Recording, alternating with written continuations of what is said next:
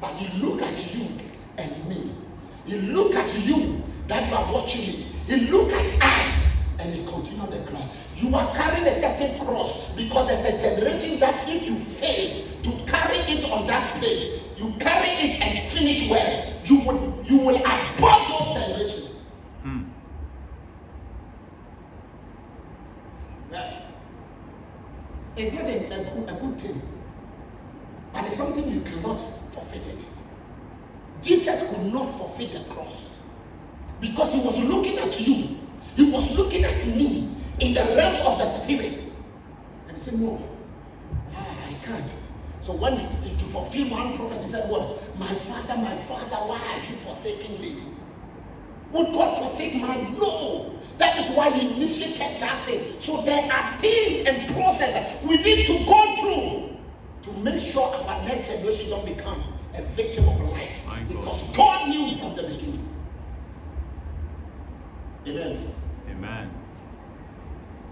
For the crucifixion of Jesus Christ was the purpose of the cross. Do you get it? And resurrection is God's way of doing his things to rescue his children from sin.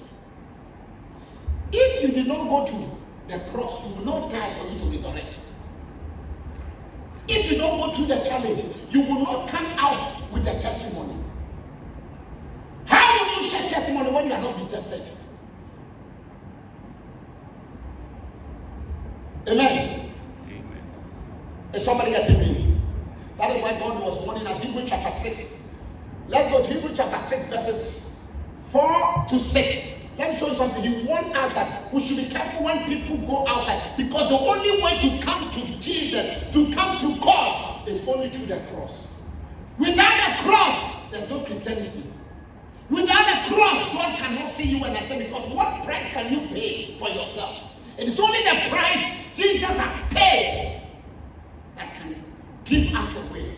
He said, for it is impossible for those who were once enlightened. So you can know Christ today. There are people who are born again today. There are people who have known Christ. But some situation and circumstance can take them out. But he said, if it is not the mercy and the cross that Jesus went on it, those people cannot return. Those people cannot be forgiven. Having tested of the heavenly gift, and we say it was an heavenly gift. It was an expression of God's love.